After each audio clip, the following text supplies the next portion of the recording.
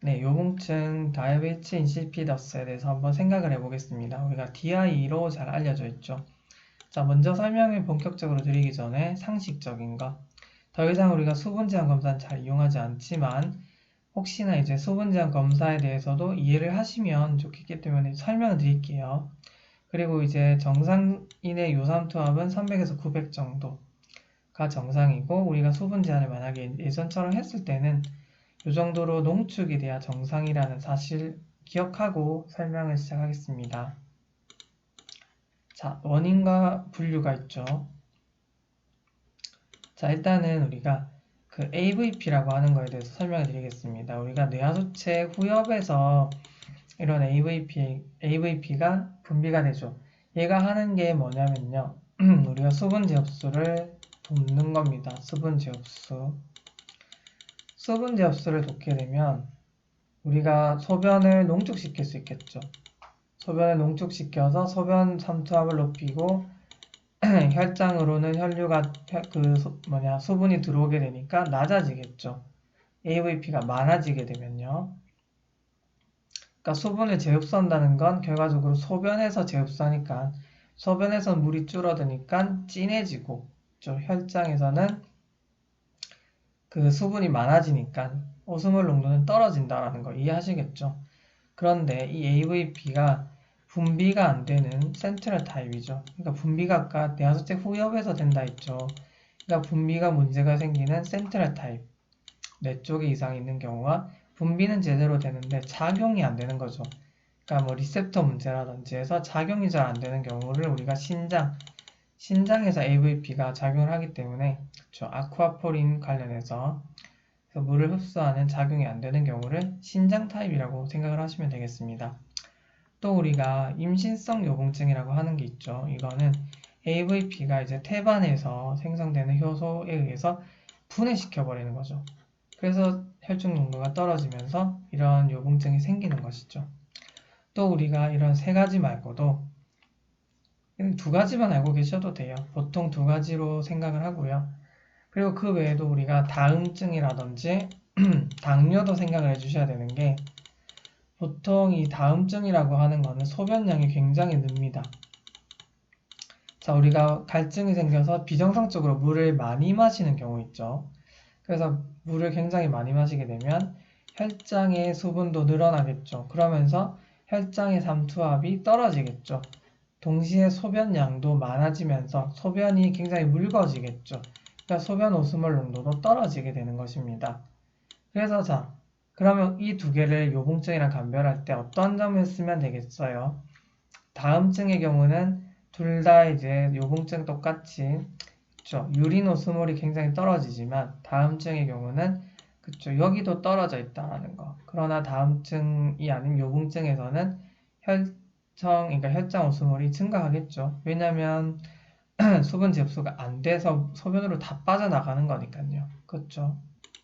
자, 이런 식으로 분류를 할 수 있습니다.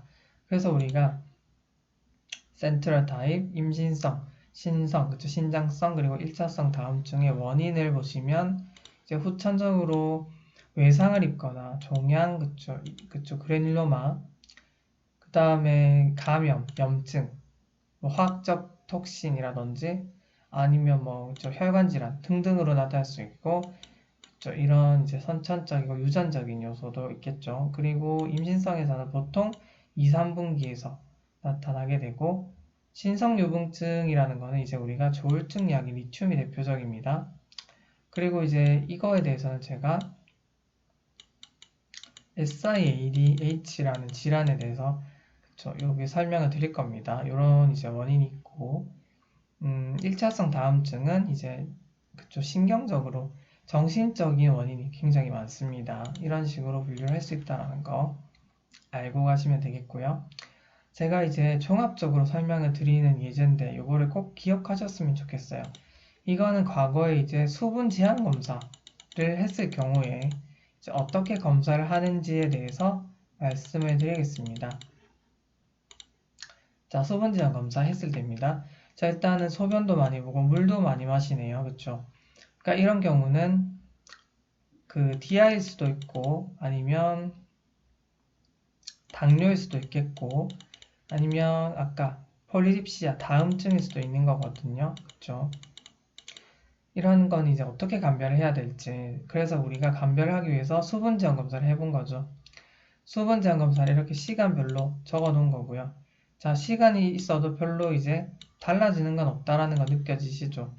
그리고 혈장 삼투질은 어느 정도 정상적인 것 같아요. 그쵸? 정상적인 것 같고 그리고 이제 소변 삼투질 농도는 비정상적으로 낮죠. 우리가 아까 300 정도라고 했는데 굉장히 지금 떨어진 것을 알 수 있습니다. 제가 일단 기본적으로 이것만 봐도 감별 어느 정도 되죠. 왜냐면 아까 제가 당뇨라고 했으면 소변에 당이 검출돼야 되고 우리가 오스모틱 다이우레시스라고 해서 당뇨는 결과적으로 많은 게 빠져나오죠. 그러니까 일단은 당뇨 강성은 떨어지고요. 다음증 같은 경우는 혈장도 떨어져야 되고 소변도 떨어져야 돼요. 삼투질이. 근데 혈장 삼투질은 비교적 정상이죠. 다음증도 아닌 것 같아요. 일단은 이렇게 변화가 없는 걸 보니까 DI인 것 같아요. DI이긴 한데 우리가 이제 DI 중에서도 중추성, 신장성 두 가지가 대표적으로 있다 그랬어요. 이 사람은 지금 임신에 대한 그런 과거력이 없기 때문에 임신성 그런 건 생각할 필요가 없어요. 그래서 바소프레신을 투여해봤대요. 자, 투여했는데도 변화가 없죠. 이거는 중추성은 자, 바소프레신이 고갈된 거죠. 바소프레신 분비 자체를 못하는 경우였었기 때문에 바소프레신을 투여해주면 회복이 돼야 되죠. 근데 회복이 안 됐다 그랬죠. 그러니까 이거는 중추성이 아니다. 신장성에 가깝다라는 것입니다. 이런 식으로 감별을 한다라는 거예요. 예전 진단 기준입니다. 이게. 한번 읽어보시면서 그쵸, 정리하시면 되고요. 치료에 대한 파트 부분에서 제가 이제 또 설명을 드릴 겁니다. 자, 그리고 이 사람도 한번 보겠습니다. 자, 이 사람은 아까랑 비교했을 때 다 떨어져 있죠? 그쵸? 그리고 다뇨, 소변도 많고 갈증도 많이 해서 다음을 호소하네요. 그쵸? 이런 경우에는 폴리딥시아죠. 그쵸? 그래서 이제 시상하부에서 갈증을 많이 느끼게 한다라는 거 덤으로 챙겨가시면 되겠습니다. 다음, 이것도 한번 읽어보시면 이제 해석이 되겠죠? 아마. 요거는 이제 신성 DI를 좀 생각을 할 수가 있는 게 조울증에 의해서 리튬 때문에 후천적으로 네프로제닉 타입의 DI가 생긴 것으로 생각이 드는 증례이니까 한번 읽어보시면 되고요. 보통 이 비중을 왜 주냐면요. 비중도 역시 우리가 이제 소변에 어떤 용질 같은 게 같이 섞여 나오진 않았는지 그런 걸 보는 거죠. 보통 SG 표현이 되죠. 그래서 이게 높을 경우에는 뭔가 용질 같은 게 많이 빠져나왔다. 그래서 오스모틱 다이ure시스, 당뇨 같은 데서 그쵸 감별을 할 수도 있습니다.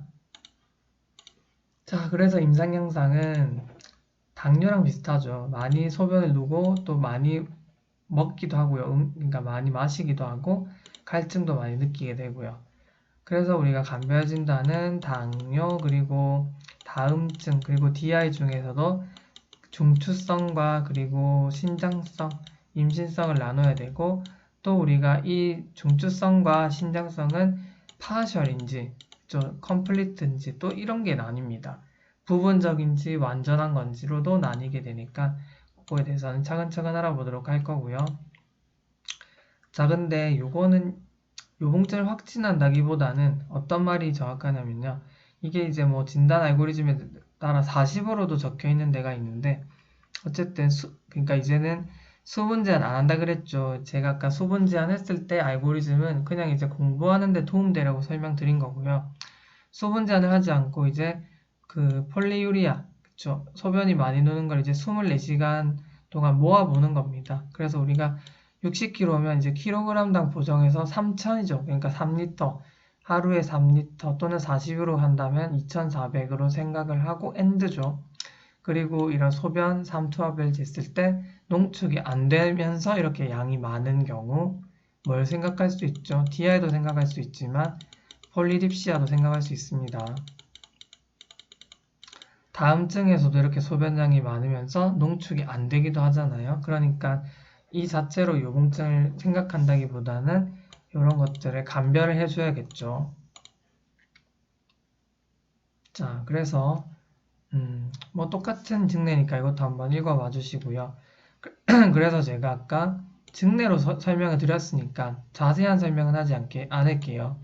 아까 증례에서 수분 제한 검사를 0, 1, 2, 3 하면서 이제 그 이후에는 데스모프레신을 그쪽 바소프레신이라고 적혀 있었죠. 그거를 투여했다라고 증례가 적혀 있었죠. 그래서 우리가 아까 투여를 해서 당연히 회복이 되면 DI 중에서도 그 컴플리트 DI 타입 중추성이라고 생각을 하면 된다 그랬고, 만약에 그게 회복이 안 된다 하면은 그냥 이분법적으로 생각해서 신장성으로 생각을 한다 그랬죠.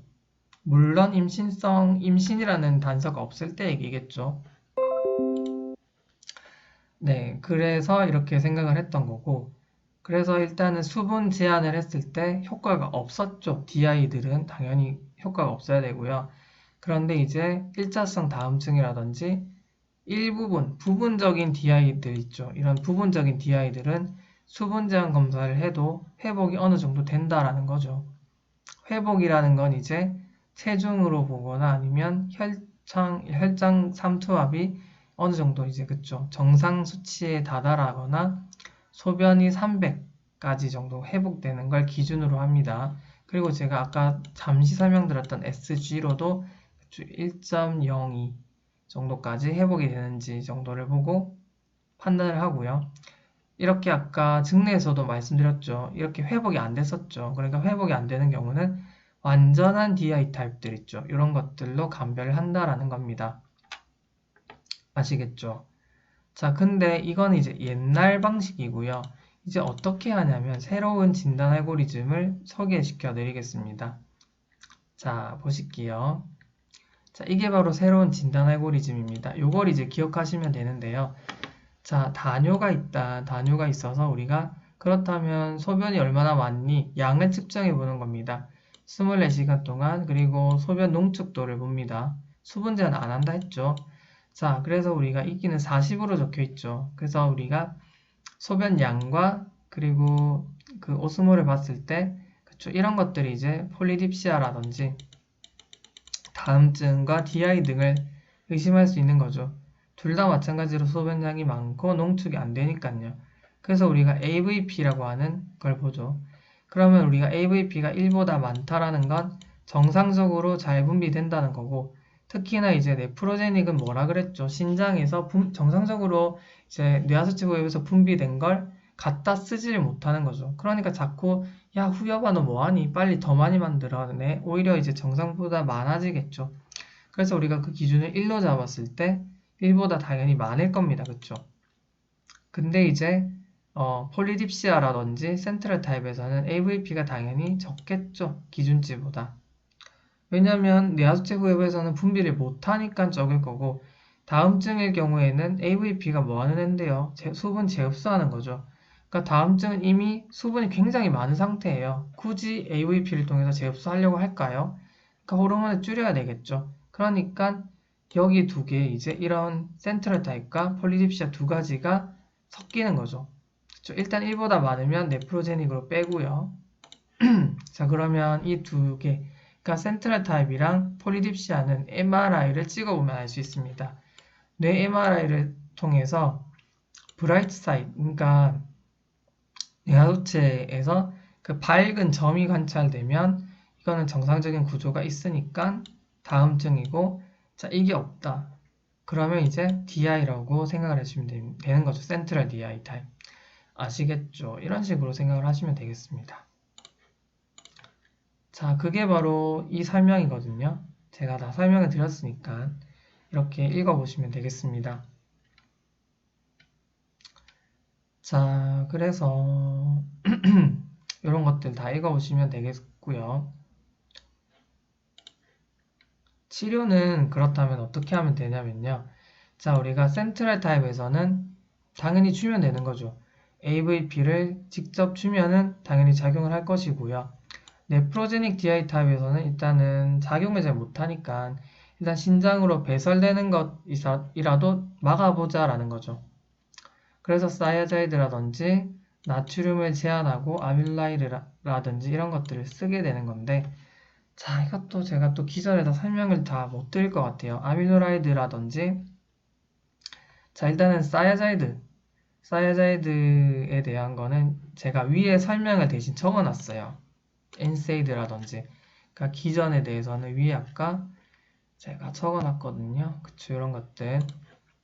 엔세이드랑 사야자이드의 원리에 대해서 설명을 해놨어요. 그래서 엔세이드는 프로스타글란딘의 생성이라고 해서 그러니까 우리가 드립이랑 그러니까 나가는 게 있죠. 들어오는 동맥, 세동맥과 나가는 세동맥이 있는데 요거를 프로스타글란딘이라는 애가 확장시켜서 그쵸, 더 많은 수분이 이쪽으로 오게 만들거든요. 근데 아예 이제 소변으로 배출되는 가능성을 줄이기 위해서 아예 유입량을 줄여버리는 거죠. 그럼 이제 소변으로 덜 나가겠죠. 그래서 그렇게 확장시키는 그쵸. 그래서 이게 드립 세동맥인가 아무튼 그렇죠. 한글말로 어떻게 말하는지 모르겠는데 이런 이제 확장시키는 피지를 억제하는 게 그쵸, 엔세이드 계열이다. 그래서 요거를 결과적으로 줄이니까 이렇게 심정으로 나가는 걸 줄여서 소변량을 줄이겠다라는 거고요. 다이아자이드라는 건 디스탈 그쵸. 그러니까 원위세뇨관에서 작용하는 건데 자, 원위세뇨관에서 나트륨을 굳이 소실시킵니다. 그러면 이제 역으로 그 디스탈에서 소실됐으니까 프록시말에서는 나트륨을 보존하려고 하거든요. 그러다 보니 나트륨과 함께 수분이 같이 리텐션 돼서 수분을 아껴서 결국 소변으로 안 가게 만드는 효과거든요. 굉장히 특이하죠. 그러니까 이런 것들이 있다라는 거 생각해 주시면 되겠습니다. 아시겠죠? 그래서 치료를 이렇게 한다 정도 아시면 되겠습니다. 꼭 기억해 주셔야 됩니다. 자, 그 다음에 일자성 다음증은 아예 이제 그쵸, 만약에 시상하부나 아니면 불안증 같은 정신적인 것들이 있으면 그런 이제 기저질환을 없애주고 DDAVP를 굳이 쓰면 안 되겠죠. 필요도 없는데. 자, 그래서 이런 것들을 생각해 주시면 되겠습니다. 자, 이거 다시 한번 설명이 되어 있죠. 그래서 왜 사이즈를 쓰는지에 대해서 설명이 되어 있고요. 그쵸. 요거 한번 읽어보면 되겠죠. 자, 요거 한번 읽어보면 되겠네요. 자, 이거 한번 마무리 하겠습니다. 요거 보면서. 자, 일단은 소변을 굉장히 많이 보죠. 야간뇨도 보고, 자, 갈증도 많이 느꼈대요. 몸무게도 많이 감소했고, 그래서 측정을 했네요. 그쵸? 근데 이제 우리가 AVP죠. 이게 바로 AVP인데 줄어들어 있네요. 그쵸? 그리고 MRI에서 브라이트 스팟이 없대요. 자, 이거 가지고 이미 끝난 거 아니겠습니까? 그쵸? AVP가 감소해, 그러니까 그 자체로 바로 그냥 센트럴 생각할 수 있어야 돼요. 브라이트 사이즈 없대요. 그리고 AVP가 지금 줄어들어 있죠. 줄어들 때는 다음증 아니면 센트럴 타입인데 브라이트 사이즈 없죠. 그러니까는 이렇게 바로 생각할 수 있다라는 거죠. 이게 이제 그쵸. 최신의 진단 알고리즘에 따른 그런 문제인 것 같습니다. 증례라고 생각이 들고요. 자, 그렇게 해서 마무리하면 되겠습니다. 네, 긴 강의 들어주셔서 수고하셨습니다.